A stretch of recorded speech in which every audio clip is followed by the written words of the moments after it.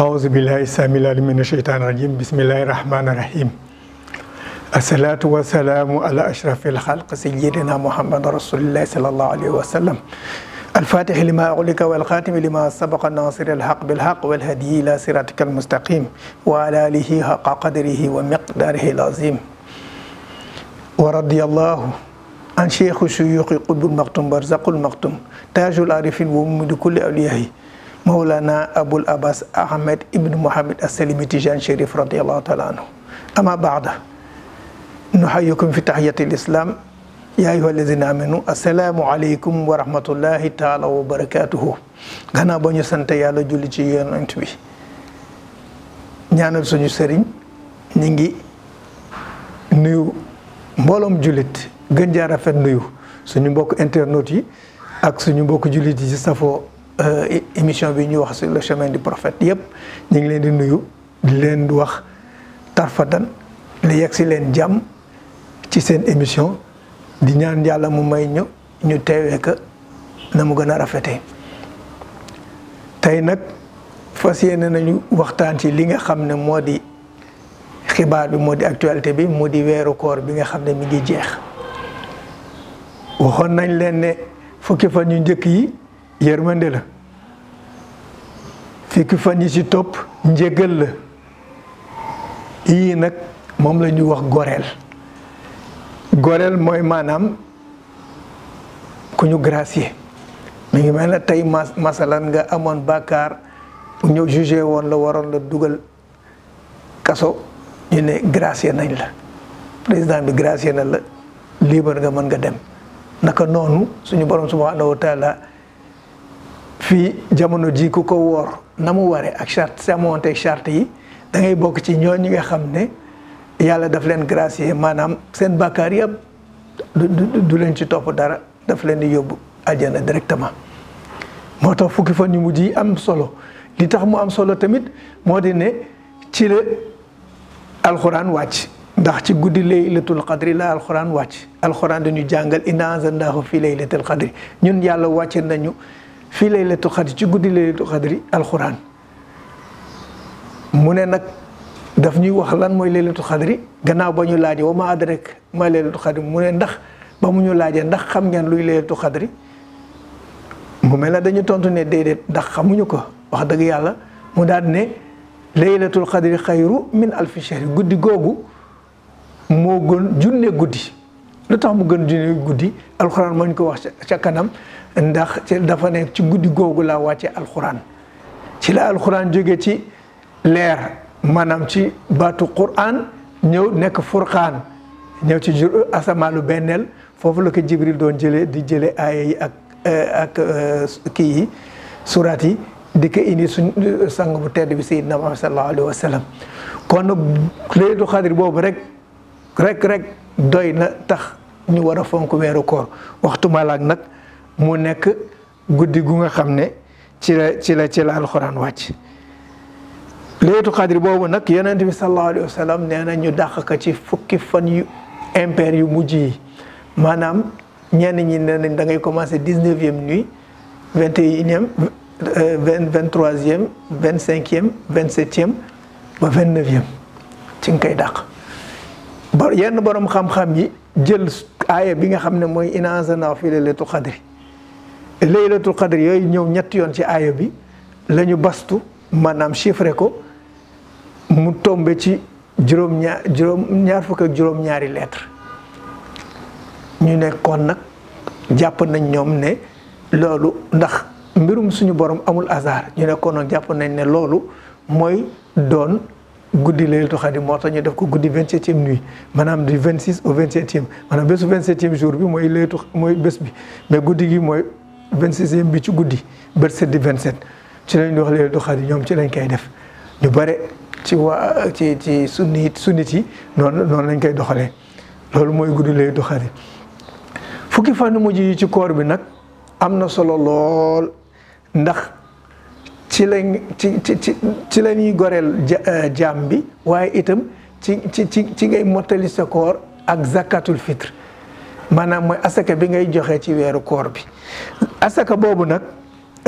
kañ nga ko war a joxe ak ñan nga ko war a jox ci la ñuy ñëw asaka boobu yaa ngi ko war a joxe laata ñuy julli. am na ñu ne ñaari fan am na ñu ne benn fan am na ñu ne bésu julli bi ci suba waaye li gën daal mooy nga teel ko joxe ndax ñi ko yellool buñ ci jotee mën ñoom tamit bésu julli bi ñu am lu ñu fetoo lu ñu defee seen julli moo tax ñu ne na nga ko génne ñaari fan balaa ñuy wori wala benn fan balaa ñuy wori wala am na ñoo xam ne ci suba si balaa ñu dem julli ji jàkka ji ñu génne ko zakat boobu nag yaa ngi koy génne ci li nga xam ne moom nga doon dundee ci weeru koor bi bu doon ceeb nga doon dundee ci weeru koor bi ci ceeb nga koy jënd ceeb bi nga doon dundee nag wax ñu la nga dem jënd ngay dundee riz parfumé ba pare dem jëndi ceebu picc wala ceebu fas di ko jox nit ñi déedéet riz parfumé boobu nga doon lekk ci ngay dindi zakat bi bu dee dugub nga doon dundee cere ci dugub boobu nga doon dundee ci ngay dindee zakat bi bu doon yàpp nga doon dundee tamit ci loolu nga koy dindee waaw léegi zakat boobu nag boo koy dindi dafa am noo koy dindi ndax dafa am noo koy natte bu dee am nga nattukaay bi ndax léegi am na nattukaay bu ñuy defar di ko jaay ñi di ko nattee waaye boo amulee nattukaay bi dañ ne nga jël sa ngëbu loxo yi sa loxo yi ngay dajal ba mu def ngëb nga tibb ba mu fees nga def ko ñeenti yoon loolu mooy zakatul fitri pour benn nit léegi nag yow mi nga xam ne yaa koy génne bu dee da nga yàlla daf la mën a gan ngay am looy dunde yaa koy génne képp ku nekk sa kër it yaa ko koy génneel moo xam sa doom même bu dee majeur na bu dee ci yenn ngir yi sa doom bu góor ak bu jigéen sa doom bu jigéen fekk sëyiwul yaa koy génneel ki jébbéer bi liggéey sa kër maanaam jànq bi liggéey sa kër yaa koy génneel doom mi nga jur yëpp ba ci liir bi nga xam ne dafa juddu buñ ne ëllëg la korité di jot maanaam mu judd la veille da nga koy génneel sa jabar da nga koy génneel say doom yëpp da nga leen koy génneel képp ku taq ci yow da nga koy génneel sa jigéen sa sœur boo bokkal ndey ak baay te amul yàlla mënewu ko gan da nga koy génneel ñoo ñëpp yaa leen koy génneel donc yow mi nga xam ne ay borom kër yaa ko war a génne bu dee nag sa doom mën na gan mën na liggéey am na këram moom moo ko war a génneel boppam ak soxnaam bu fekkee am na soxna bu dee nag itam da ngay koy génne dañ ne comme ni ma koy waxee sa ñaari ngëbul loxo yi ñeenti yoon buñ koy màndarga ci li ñu ceeb maanaam poids bi ci ceeb dañ naan dana yegg ci 2 kilos ak tuuti 2 kilos 300 ba 2 kilos 500 waaw loolu noonu lay toll loolu nag am na ñu nga xam ne ci jamono jii ñu toll nga xam ne jamono yi léegi dafa dox am na ñu nga xam ne dañ naan au lieu que ñu génne ko ceeb ñoom daf leen di gënal ñu seet lu mu toll ci xaalis ñu jox ko borom kii ko soxla bu ko defee kooku mën na ci jënd ceeb wala mu jënd lu ko neex donc loolu tamit lu l'islam mën a nangu la ndax l'islam nekkul diine bu nga xam ne dafa taxaw benn place am na ay dogme lu nga xam ne dafa sax du dañ mooy ponk yi julli juróom natt asaka aj màkka woor weeru koor yooyu moom du soppeeku ak noonu mën def ni nga ko wàccee noonu nga koy defee waaye leneen lu dul loolu mën nga ci sa xelu bopp may la nga am loo ci indi lu ci kii parce que lépp lu nga xam ne da lay jegeel sa borom rek fa lillahi alhamdu l'islam bëgg na ko waaye lépp loo xam daf lay soreel sa borom rek sa l'islam nangu ko kon nag loolu ñu wax zakat boobu yaa ngi mën nga ko génnee xaalis bu dee da nga koy génnee xaalis da ngay seet kilo ceeb bi nga xam ne mooy di riz parfumé bi ñaata lay jar ci marché bi nga génne ko ci bu dee 500 francs lay jar bu boobaa 2000 francs ngay génne parce que 2 kilos 5 2000 ak lu tuuti ndax 2 kilos 5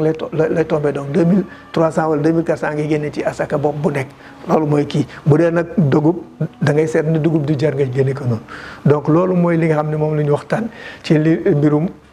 fukki fanu koor yu mujj yi liñ si doon leeral mooy zakat bi ak ngëneel li ci nekk donc ñu yemale ko foofu kàddu yi di ñaan yàlla may ñu dégg-dégg ak topp wa sami'na ata'na maanaam dégg topp yan ñu ko yàlla may te yàlla nangul ñu lépp lu ci jub suñu borom la lu ci dëng suñu matadi la ñu fas yéene nag ñëw ak suñu mbokk ñi nga xam ne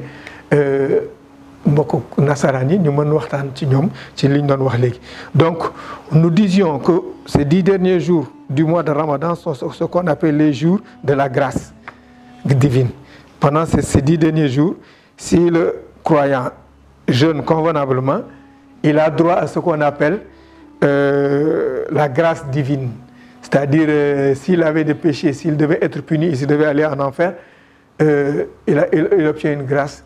Donc, il est gracié, il va directement au paradis. C'est pourquoi il est important de jeûner convenablement ces 10 derniers jours. C'est également les 10 derniers jours où se trouve la nuit du Laylatul Qadr, c'est-à-dire la nuit de ce qu'on appelle la nuit de la Baraka, la nuit où le Coran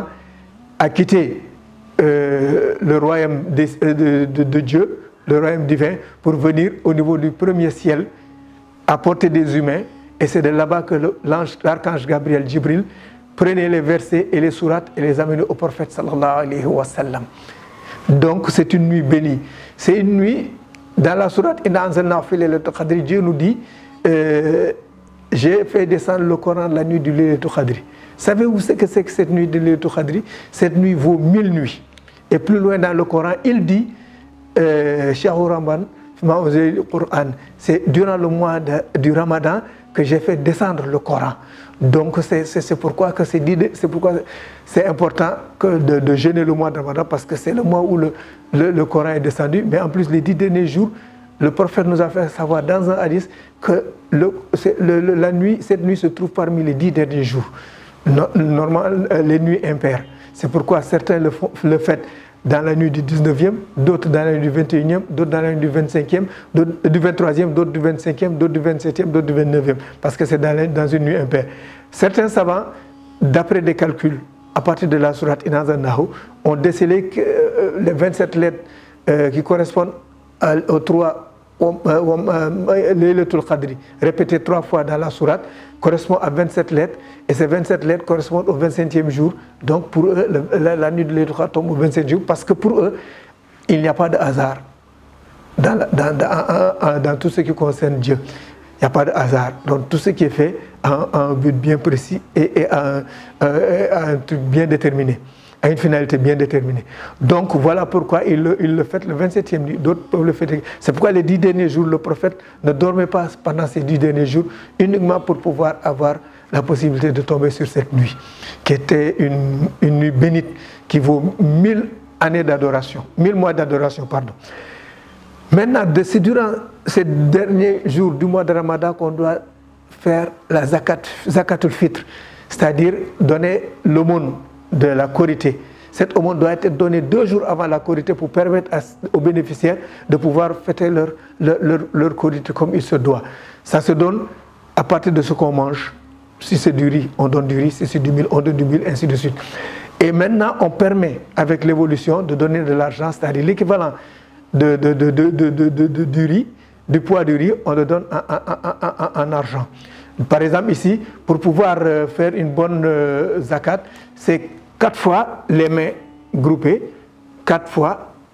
donc c'est ça le poids du riz. Ça correspond à 2,5 kg, donc finalement ça revient à 2000 et quelques. Voilà comment on fait la zakat fitr. Qui doit donner la zakat? C'est le chef de famille. Il le donne pour toute la famille, et même pour les servantes ou les servants qui travaillent pour lui. Il doit donner la zakat pour ses fils, pour ses filles, s'ils n'ont pas les moyens, pour sa femme, et même pour le bébé qui vient de naître, juste avant la veille de la Korité, doit bénéficier de cette aumône-là. Donc, tant que cette aumône-là n'est pas donnée, le Ramadan n'est pas accepté. Donc, c'est très important. Voilà, résumé en très peu de mots, ce qu'on pouvait dire sur ce qu'on appelle les 10 derniers jours du mois de Ramadan. Et nous espérons que ces éclaircissements vous auront aidé, et nous prions pour que vous puissiez les exécuter convenablement, et que Dieu nous préserve et nous accorde sa baraka et ses bénédictions. Nous vous disons sur ce, assalamu alaikum wa rahmatullahi wa barakatuh, et à la prochaine. Merci.